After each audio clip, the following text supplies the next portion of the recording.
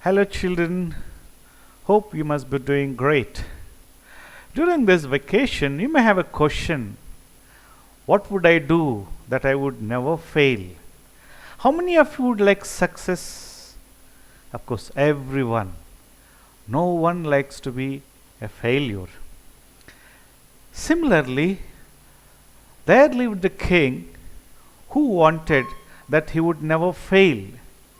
He was wondering, if I do not want to fail, let me have the answer for 3 questions. Suppose I know answers for these 3 questions, then I would never fail. Okay, the questions he had in his mind were, what is the right time to begin something? Okay, children, your examinations were over. Of course, you didn't write it. Suppose you have a mathematics examination, you have to practice a lot. Can you start practicing mathematics after the examination is over? You went for sports, district sports authority, you came back. Can you start practicing after the event? Even if you do that, it won't be much helpful to you. So it's important for us to know what is the right time to begin something. Similarly, the king had 3 questions in his mind. If I would never fail in my life as a king, that I should have a good success for me and for my kingdom, then let me have the answer for 3 questions in life. Okay, I repeat, first question. What is the right time to begin something? The second question is, which people should he listen to? King wanted to know, there are several people around me, but whose word should I listen to? What is the most important thing for him to do?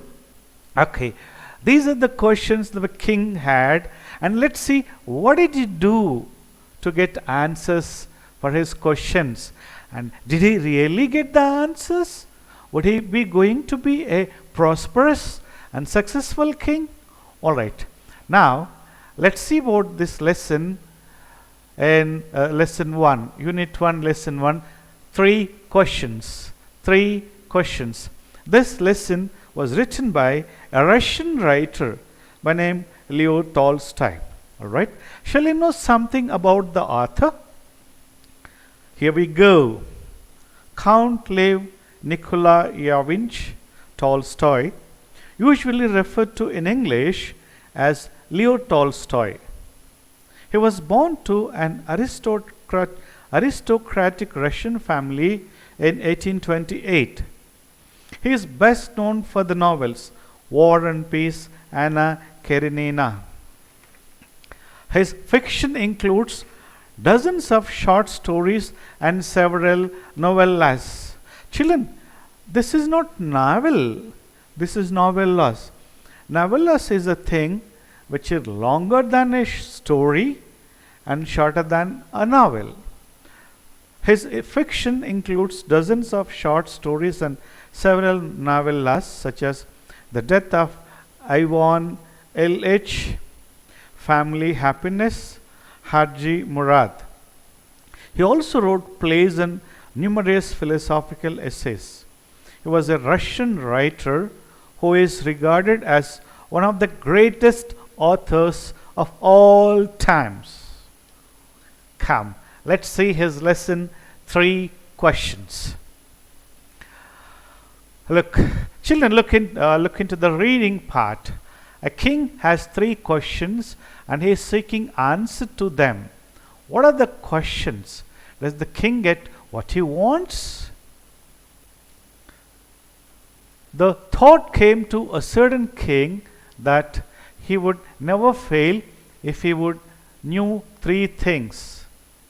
These 3 things were, what is the right time to begin something? Which people should he listen to? What is the most important thing for him to do? The king therefore sent messengers throughout his kingdom, promising a large sum of money to anyone who would answer these 3 questions. Many wise men came to the king, but they all answered his questions differently. In reply to the first question, some said the king must prepare a timetable and then follow it strictly. Only in this way, they said, he could do everything at its proper time. Others said that it was impossible to decide in advance the right time for doing something. The king should notice all that was going on, avoid foolish pleasures, and always do whatever seemed necessary at that time. Yet others said that the king needed a council of wise men who would help him act at the proper time. This was because one man would find it impossible to decide correctly without help from others, the right time for every action. But then others said that there were some things which could be urgent. These things could not wait for the decision of the council. In order to decide the right time for doing something, it is necessary to look into the future, and only magicians could do that. The king, therefore, would have to go to magicians. In their answers to the second question, some said that the people most necessary to the king were his counselors. Others said the priest. A few others chose the doctors. And yet others said that his soldiers were the most necessary. To the third question, some said science. Others chose fighting. And yet others religious worship. As the answers to his questions were so different, the king was not satisfied and gave no reward. Instead, he decided to seek the advice of a certain hermit who was widely known for his wisdom. The hermit lived in a wood which he never left. He saw no one but simple people, and so the king put on ordinary clothes. Before he reached the hermit's hut, the king left his horse with his bodyguard and went on alone. As the king came near the hermit's hut, he saw the hermits digging the ground in front of his hut. He greeted the king and continued digging. The hermit was old and weak, and as he worked, he breathed heavily. The king went up to the hermit and said, "I have come to you, wise hermit, to ask you to answer 3 questions. How can I learn to do the right thing at the right time? Who are the people I need most? And what affairs are the most important?" The hermit listened to the king but did not speak. He went on digging. "You are tired," said the king. "Let me take the spade and work in your place." "Thanks," said the hermit, giving the king his spade. Then he sat down on the ground. When the king had dug 2 beds, he stopped and repeated his question. The hermit gave no answer, but stood up, stretching out his hand for the spade and said, "Now you rest and let me work." But the king did not give him the spade and continued to dig. 1 hour passed, then another. The sun went down behind the trees, and at last the king stuck the spade into the ground and said, "I came to you, wise man, for an answer to my questions. If you can give me no answer, tell me, so and I will return home." "Here comes someone running," said the hermit. The king turned around and saw a bearded man running towards them. His hands were pressed against his stomach, from which blood was flowing. When he reached the king, he fainted and fell to the ground. The king and the hermit removed the man's clothing and found a large wound in his stomach. The king washed and covered it with his handkerchief, but the blood would not stop flowing. The king redressed the wound until at last the bleeding stopped. The man felt better and asked for something to drink. The king brought fresh water and gave it to him. By this time the sun had set and the air was cool. The king, with the hermit's help, carried the wounded man into the hut and laid him on the bed. The man closed his eyes and lay quiet. The king, tired by his walk and the work he had done, lay down on the floor and slept through the night. When he awoke, it was several minutes before he could remember where he was or who the stranger bearded man lying on the bed was. "Forgive me," said the bearded man in a weak voice, when he saw that the king was awake. "I do not know you and have nothing to forgive you for," said the king. "I do not know you and have nothing to forgive you for," said the king. "You do not know me, but I know you. I am that enemy of yours who swore revenge on you because you put my brother to death and seized my property. I knew you had gone alone to see that hermit, and I made up my mind to kill you on your way home. But the day passed and you did not return. So I left my hiding place and I came upon your bodyguard, who recognized me and wounded me. I escaped from him, but I should have died if he had not dressed my wounds. I wished to kill you, and you have saved my life. Now, if I live, I will serve you as your most faithful servant and will order my sons to do the same. Forgive me." Excuse me. The king was very happy to have made peace with his enemy so easily and to have won him over as a friend. He not only forgave him, but said he would send his servants and his own doctor to look after him, and he promised to give back the man his property. Leaving the wounded man, the king went out of the hut,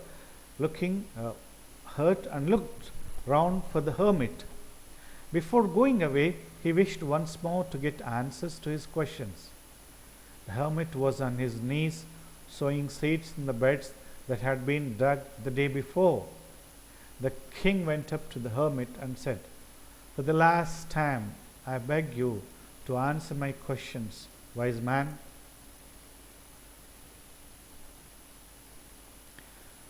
"You have already been answered," said the hermit, still bending down to the ground and looking up at the king as he stood before him. Excuse me. "How have I been answered? What do you mean?"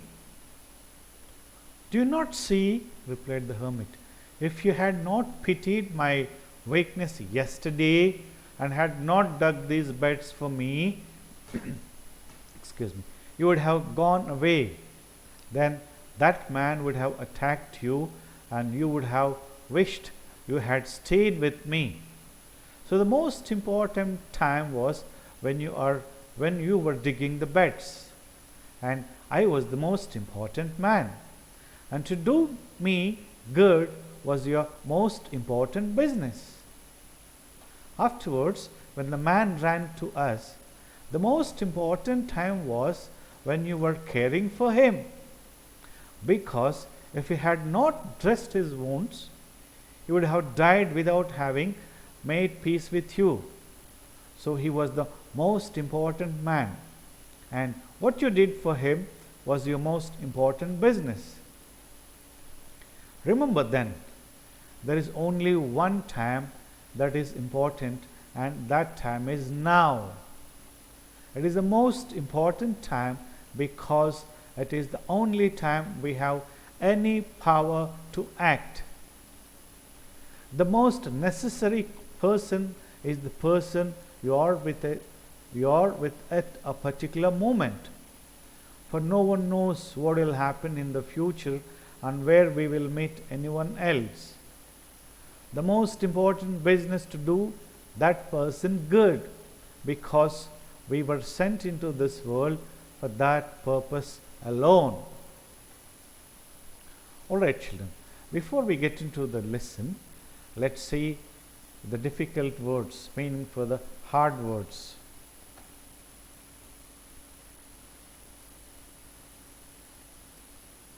Okay, council.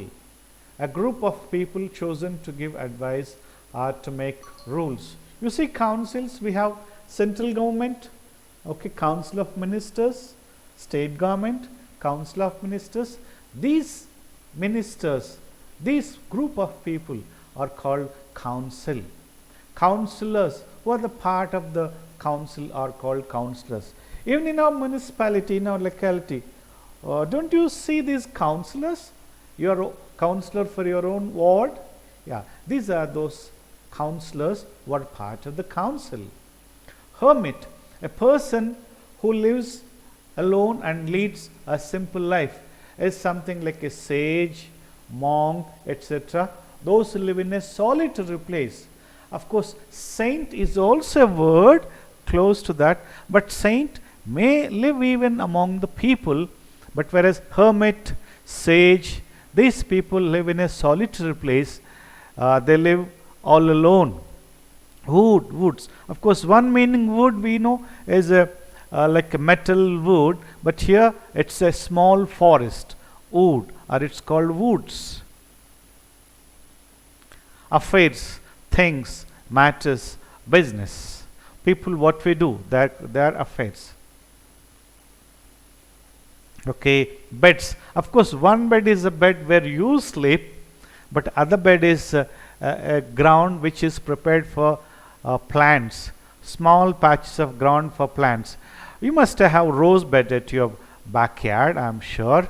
So the ground where we dig and we raise its height and we make the mud very soft, in which we put plants or we sow seeds. This is beds. Fainted, lost consciousness, very weak. Redressed, dressed again, dressing the wound, putting bandage. Okay, seized, take by force. Okay, forfeiting, taking away by force. Faithful, loyal and true.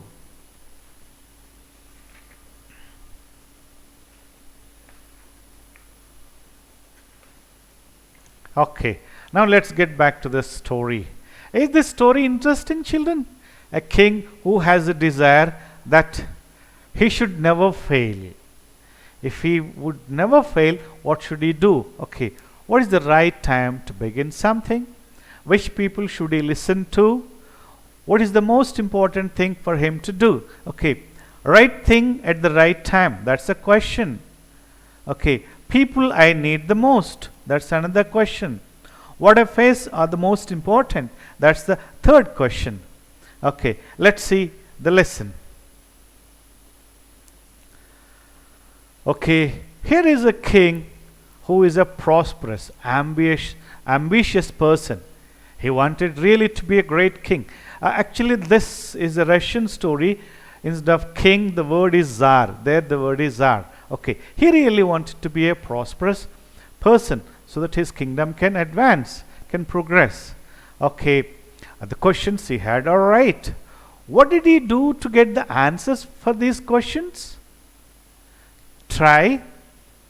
Okay, the thought came to a certain king that he would never fail if he knew three things. These three things were: what is the right time to begin something? Which people should he listen to? What's the most important thing for him to do? Alright, three questions have come to the mind of the king. How did he get the answer for this? What efforts he made to get answers for this? Can you guess, children? Yes, you see here. The king, therefore, sent messengers throughout his kingdom, promising a large sum of money to anyone who would answer these questions. Okay, he has sent couriers, he has sent messengers. He said, go and proclaim, announce everywhere. Look, king has three questions. These are the three questions. Those who can answer all these three questions correctly to the satisfaction of the king, that person would be rewarded by king. Large sums of money will be given to him or her. Okay, the proclamation went throughout the kingdom. Many wise men thought, I am going to answer the king. I am going to get the large sums of money. Some must have told at home, darling, wait, I am going to the king. See what things I am going to get from there. See what things I am going to do. Okay, they had confidence, many of them. Let's see what happened. Many wise men came to the king, but they all answered his questions differently. Okay, proclamation was made. Many people, wise people, have responded. They all came to the king. They all gave answers, but not the same answer. Answers differed. Okay, and see how these people started answering. In reply to the first question, some said the king must prepare a timetable and then follow it strictly. Only in this way, they said, could he do everything at its proper time. They are talking about organized way of working, systematic way of working. He said, king should have a timetable. And first, that's the first timetable. Second thing, follow it strictly. Don't budge an inch from what is planned. Adhere very strictly to the decisions which are made. It's good. It's in a way it's okay. Only in this way, they said, could he do everything at its proper time. But others said that it was impossible to decide in advance the right time for doing something. Okay, imagine, children, if we go strictly only by the plans, do you think we can really achieve? As per our current plans, right now classes would be going on. School is not closed so early, but we have to shut down. As per our calendar and our plan, we are supposed to reopen the school in June, but I am not sure, it's not happening. Though you may prepare a timetable, well planned, and execute very strictly, it may be good as per the planning is concerned, but thing is, it is impossible to decide in advance what things are going to happen. Though we may plan sometime, things may differ. Then what shall we do? I said, yeah, though we may plan, but sometimes situations and circumstances may change. Then you cannot stick on to the old plans. You need to change.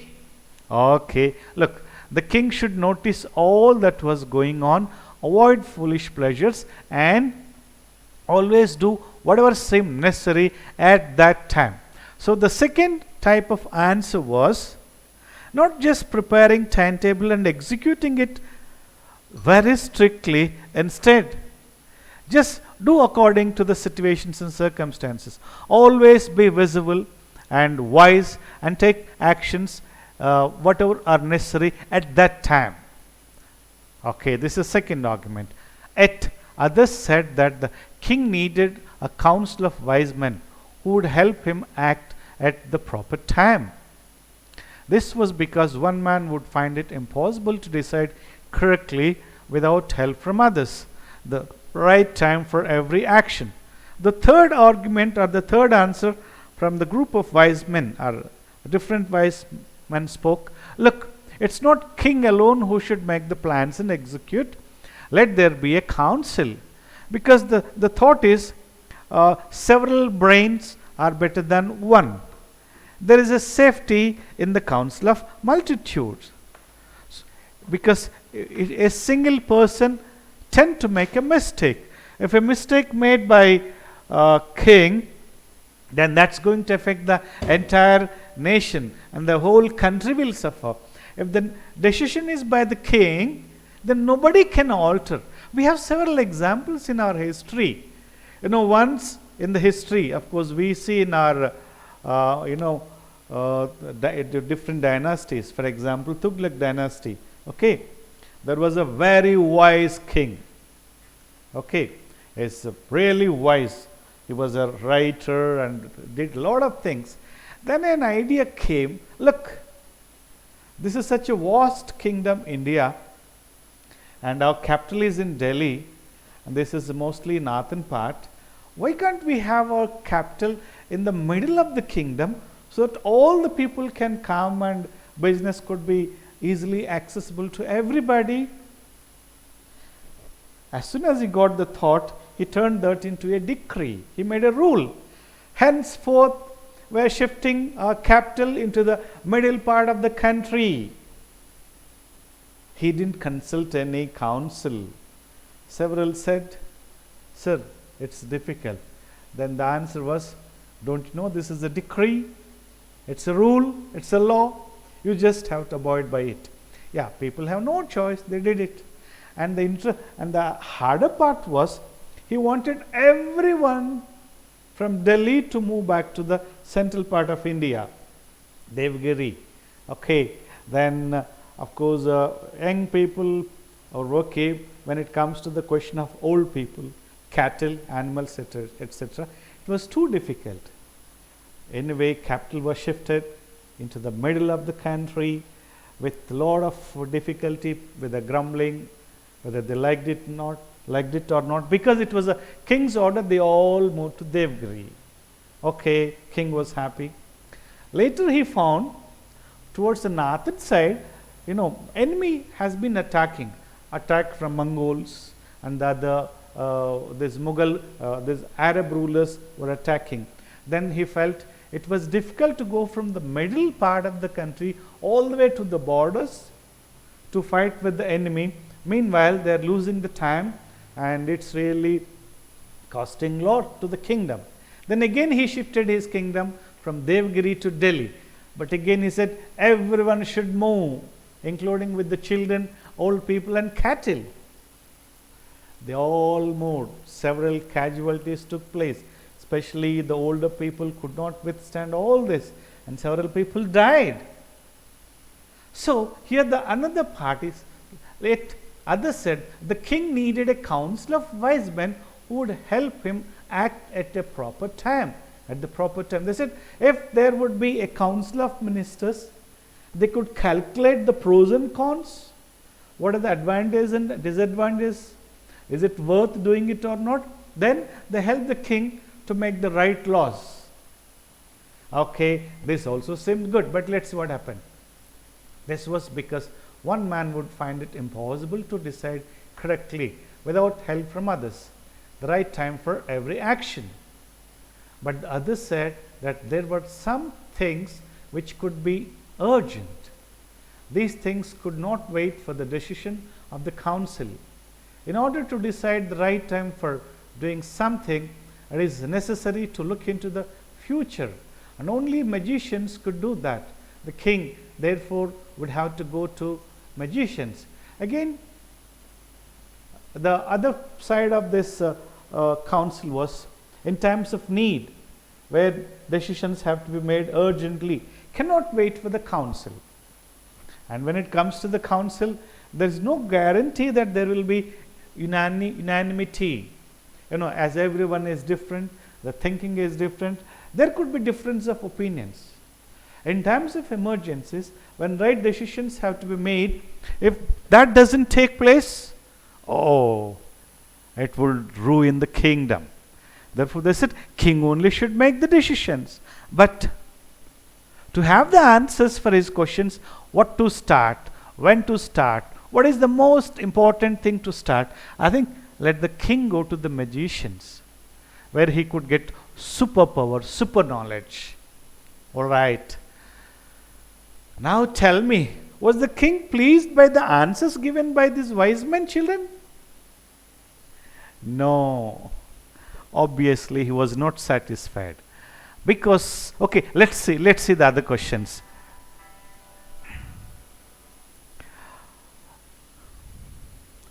In their answers to the second question, some said that the people most necessary to the king were his counselors, others said the priest, a few others chose the doctors, and yet others said that his soldiers were the most necessary. The second question was, which people should he listen to?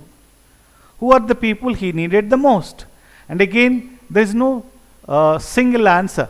Answer differs. Some says counselors, some says priest, religious leaders, priest, and some says doctors, and some says soldiers. Again, it's a confusion. Whom should he listen to? It's not very sure. And look at the third question. To the third question, some said science. What is the question? What's the most important thing for him to do? What affairs are the most important? Which are the most important thing to start with? They say science is the most important thing. Some say fighting, because you are the king. Your main job should be fighting with the enemy so that kingdom can be protected. And others said it's religious worship. If I keep worshipping gods, and gods would protect the kingdom. Again, there is no unanimity, and the answer was satisfying. Look, as the answer to his questions were so different, the king was not satisfied and gave no reward. Though he was curious to know the answer from the wise of his kingdom, he couldn't get the satisfying answer. Eventually, he did not give even reward. But in the process, there was one thought, and there was a suggestion that king should go to the magicians, where he can get the magical powers, superpowers, so that he would not make any mistakes, so that he will know what is the future and can take the decisions appropriately. Come. The hermit lived, as the answers to his questions were so different, the king was not satisfied and gave no reward. Instead, he decided to seek the advice of a certain hermit who was widely known for his wisdom. The hermit lived in a wood which he never left. He saw no one but simple people, and so the king put on ordinary clothes. Before he reached the hermit's hut, the king left his horse with his bodyguard and went on alone. Now, king has decided to know the answers by himself. Then he heard about a hermit, a sage, a monk, who lives in his kingdom, but he lives alone. He doesn't travel. He was there only. To find out the answers, he didn't go as a king, but he went in a disguise. He put on simple clothes. He put on ordinary clothes, because to this hermitage, usually simple people go with the common problems, with their difficulties, and they'll tell the hermit, sir, this is my problem, what shall I do? Sir, this is the trouble, tell me, give me some advice. He keeps on advising because he was a wise man. So king decided to go, and he went in a disguise as an ordinary person. Okay, put on ordinary clothes. I didn't go as a king, but probably you can guess it must have gone as a commander or as something else. But definitely not as a king. As the king came near the hermit's hut, he saw the hermit digging the ground in front of his hut. He greeted the king and continued digging. As soon as this person came, okay, in a disguise, hermit has seen him and he wished him, "Good morning, sir," or "Good morning, great man," whatsoever it may be. He greeted the king, but he didn't get up. I said, "Please come, sit here in the shade. I'll get a glass of cool water, refresh yourself. Tell me which wind has brought you. What's your problem?" He didn't do all that. He greeted the king, started continuing his work. Okay, he was digging. He was making the bed for sowing seeds. The king went up to the hermit and said, "I have come to you, wise hermit, to ask you answer 3 questions. Okay, then said, "Sir, I know you are a great man, you are a wise man. Your fame has really spread forth. Therefore, I have come to ask some questions. Please tell me what could be answer for this." King told, but hermit, he just listened to the king but did not speak. He went on digging. It looks to a king as if the wise man, the hermit, is not particular about him, not careful. He kept on digging, and he was standing, gazing at him, watching him, and was helpless. Then finally he said, "Okay, you are tired," said the king. "Let me take the spade and work in your place." Because he kept on digging the ground, making bed. He said, "Okay, sir, let me help you." Because king saw the hermit a bit tired. He said, "Sir, you are tired? Let me help you." So he took it in and he started doing that. "Okay, thanks," said the hermit, and he sat down on the ground. After some time, again king was curious.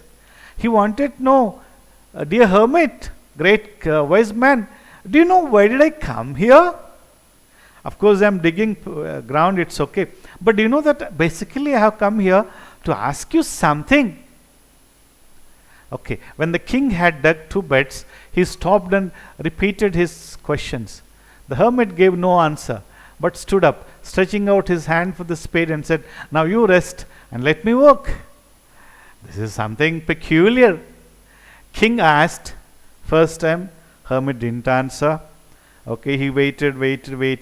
He thought, "Okay, let me help hermit." He started digging. He dig again and he worked for some time. Okay, after digging 2 beds, the king also was tired and he said, "Sir, do you know where did I come? Please answer my question." Instead of answering king's questions, hermit said, "Please give me the spade. Now you rest and let me work." But the king did not give his spade and continued his work. He said, "Okay, hermit, that's okay. Let me continue." He kept on digging. Look, 1 hour passed, then another. The sun went down behind the trees. Till sunset, he kept on digging, but hermit gave no answer. As he was telling, I came to you, wise man, for an answer to my questions. If you can give me no answer, tell me. At least please tell me that either you don't want to tell me or you don't have any answer. So I'll return home. I'll go back home. Instead of giving answers, hermit said, "Here comes someone running." It's strange. King has been asking questions and probably he must have thought, "I think I made a mistake. I would have come in my royal robe, then he would have respected me as a king, then he would have given me the answer. But why this hermit is not responding? Why this sage is not answering me?" Okay, instead of answering his questions, he says, "Here comes someone running," said the hermit. Okay, again king was busy. The king turned around and saw a bearded man running towards them. His hands were pressed against his stomach, from which blood was flowing. Then he reached the king. He fainted and fell to the ground. The king and the hermit removed the man's clothing and found a large wound in his stomach. The king washed and covered it with his handkerchief, but the blood would not stop flowing. The king redressed the wound until at last the bleeding stopped. Now, hermit is diverting the king's attention. He said, here is a man came running. Okay, come, let's see. They both started looking. A man started running towards the hermitage, pressing his hands against his stomach, and as soon as he reached the place, he felt unconscious. He just fell down. Then king removed the man's hands, and there was a wound, and it was bleeding. He tried to dress it up. It didn't stop. He used his handkerchief. Didn't stop. He tried. He dressed it up till the bleeding stopped. Then hermitage and the king, both of them dressed him up. Then afterwards, he asked for a glass of water. Okay, the man felt better and asked for something to drink. The king brought fresh water and gave it to him. By this time, the sun had set and the air was cool.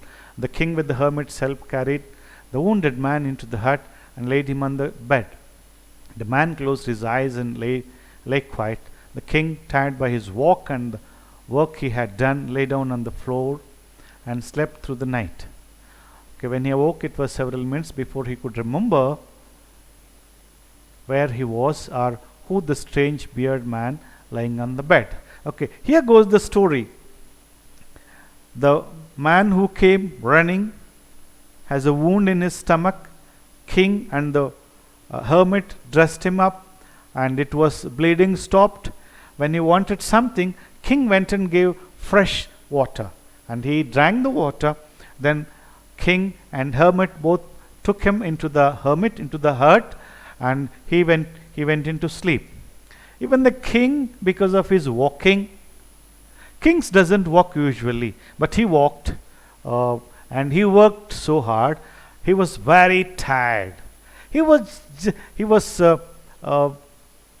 asleep just on the floor and slept and got up in the morning. Okay, when he got up in the morning, and see what happened. Forgive me, said the bearded man in a weak voice when he saw that the king was awake. I do not know you and have nothing to forgive you for, said the king. As he got up in the morning, he was looking for the hermitage. King wanted to know the answers. That's the purpose he has come.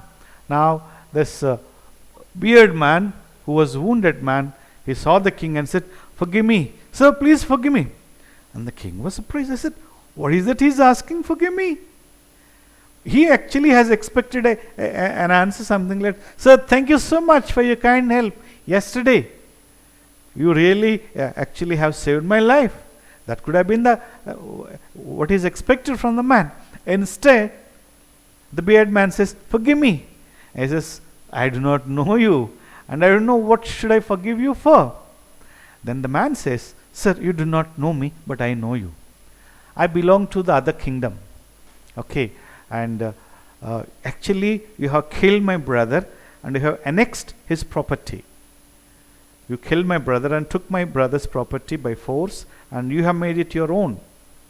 When he died, I made a vow. I decided that I am going to take vengeance. I am going to take vengeance. Okay. I decided I am going to kill you because you have killed my brother. I have been watching. I have been noticing your whereabouts, what all you are doing, where all you are going, because that's my sole aim of life. If I kill you, then the aim of my life is fulfilled, because you killed my brother. That has been the vow I have made. I came to know that you are going to the hermit, and it's very convenient for me to attack you on your way back home. So I was waiting. Had you come during the daytime, probably I would have killed you. But I waited for you the whole day. You never came. After sunset, I came out, and I have seen your bodyguard with the horse, and we had a fight. He tried to kill me, but I escaped. Your bodyguard has recognized me that I belong to the enemy kingdom. I'm your enemy. He attacked me, he wounded me. Therefore I came running to the hermit, and you have saved my life. Now I am going to be your servant, the most faithful servant. Not only I, even I make even my sons and my generation to serve you. for deciding to kill you. Please forgive me. Okay. King was very happy. He says, oh, yeah, actually I killed your brother and took his property. Okay, I'll give off the property, don't worry. I'm sorry about it, what I've done. I'll return your brother's property to you. And not only that, I'll send my physicians. These are royal physicians, king's doctors. I'll send my physicians, I'll send my workers, my servants to you. They'll come to your place, they'll dress you up, they'll take care of you till you get well. And whatever the help you need, officially you will be provided. Okay, you will get royal help. That's a great thing. The king spoke. Okay, leaving the wounded man, the king went out. After that, he went out and looked at the hermit and said, Sir, I came for the answer. Please tell me, what should be my answers? Then king said, he was not answering, though hermit was asking. And then he says, you have already been answered. Hermit says, sir, please answer my questions. Now, king says, please answer my questions. Here hermit says, no, you got the answer. No, you have already been answered. He said, what answers? Okay, see, you have 3 questions. Right thing at the right time to do. Okay, people I need the most and affairs that are most important. Okay, these questions are answered. And I said, sir, how are they answered? Then he said, look, he gave 2 illustrations. See, when the man came running to us, do you remember what happened? Okay, the most important time was when you were caring for him. When the man came, that was the thing. So the most important time was when you were, okay.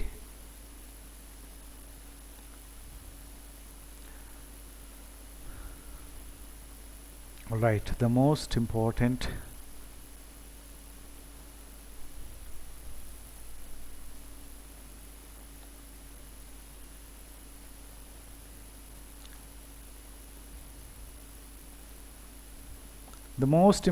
time was, okay, the most important time was when you're digging.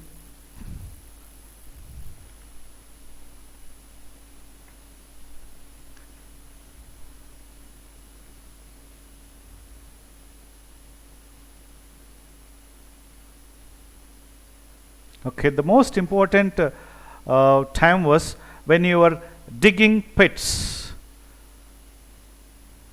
The most important time was when you were digging the beds. Okay, when you're digging the beds, that was the most important time, because that was the first thing. Second, then during that time, I was the most important man. The most important time was, that was the time when we were digging the bed. The most important person was, it was me. You are digging, you are helping me. And the most important business was to do me good. That was your most important business. He also gave another illustration. He said, when the man came running to us, look, that was the most important time when you were caring for him, because you had not dressed, because if you had not dressed his wounds, he would have died without having made peace with you. So the important time was when you are caring for the man, and the important people was, that was the person whom you are dressing, and what you did for him was your most important business. So through these 2 instances, when at the time of digging, most important time was digging time, important person was me, hermit, and important job was to do good for me. And when man came running, important time was the time you are caring for, and the important person was the wounded person, and important thing to do was caring for that man, the most the person, what you are doing, that was the most important business for him. So he said, by telling this, by giving these 2 illustrations, he says, this is an important thing. He says, now is the time, now is the only time where you have a power and capacity to do. If you start postponing, I'll do tomorrow, You do not know that what you plan, what you postpone for tomorrow, you will be able to do. So the important thing in life is now. The important time in life is now. As long as there is a now, use that time. An important people to listen to is the people who are around you. You need to be wise enough. An important business to do is what is there with you. Keep doing it.